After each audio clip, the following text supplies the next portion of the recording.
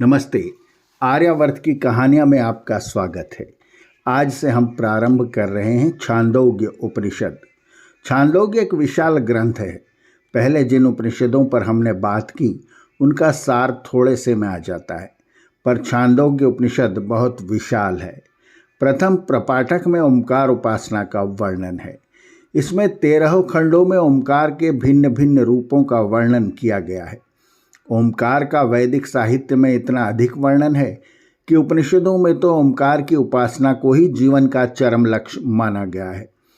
कठोपनिषद में यमाचार्य नचिकेता को कहते हैं, सर्वे वेदाः यत पदम आमनन्ति तपांसि सर्वाणि च यत वदन्ति यत इच्छन्त ब्रह्मचर्य चरन्ति तत् ते पदम संग्रहेण ब्रवीमि ओम इति एतत्।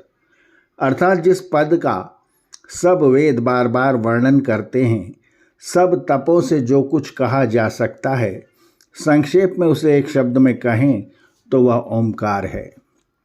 प्रश्नोपनिषद में शैव सत्यकाम ने पिपलाद आचार्य से प्रश्न किया, सह यह हिवा एतद् भगवन् मनुष्येषु प्रायणान्तम ओंकारम अभिध्यायीत कथम वावसह तेन लोकम जयति इति। अर्थात, हे भगवान, जो जीवन भर व्यक्ति ओंकार का ध्यान करे तो वह किस लोक को जीत लेता है।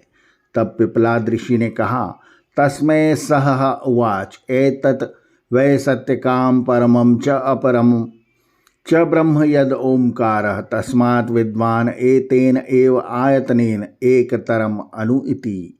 है सत्यकाम ब्रह्म के दो रूप हैं, एक पर दूसरा अपर।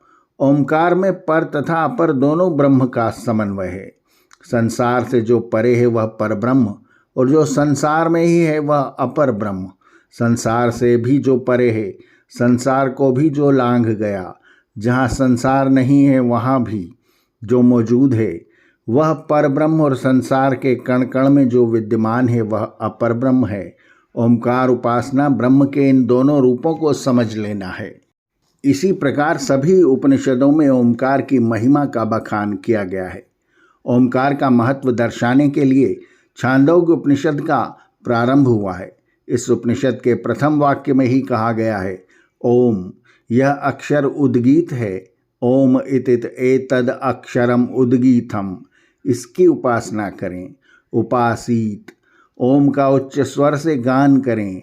ओम इति उद्गायति, इससे आगे भी ओम की ही व्याख्या है। तस्य उपव्याख्यानम, ओम के महत्व को दर्शाते हुए छांदोग्य उपनिषद के रचयिता कहते हैं, पांचों महाभूतों में सबसे अधिक महत्वशाली पृथ्वी है। पृथ्वी में भी जीवन के लिए अत्यंत उपयोगी जल है। जलों की अपेक्षा भी औषधियों का महत्व है। औषधियों के रस से पुरुष का निर्माण होता है। पुरुष का महत्व भी उसकी वाणी से है। ऋचाओं का महत्व सामगान से है, और सामगान का रस ओंकार द्वारा प्रभु का गान करने से है। सामना उद्गीतः रसः, ओंकार का सस्वर उच्चारण तथा उसका गान रसों का रस है, परम रस है। स एषः रसानाम रसतमः, इसका ध्यान में परम स्थान है। परमः परार्ध्यः, ऊपर जो रस गिनाए गए हैं उन रसों का रस बनते बनते इसका 8वां स्थान है। अष्टम यत उद्गीतः, पृथ्वी से लेकर उद्गीत ओंकार तक गिना जाए तो ओंकार का रस सब रसों के बाद आता है।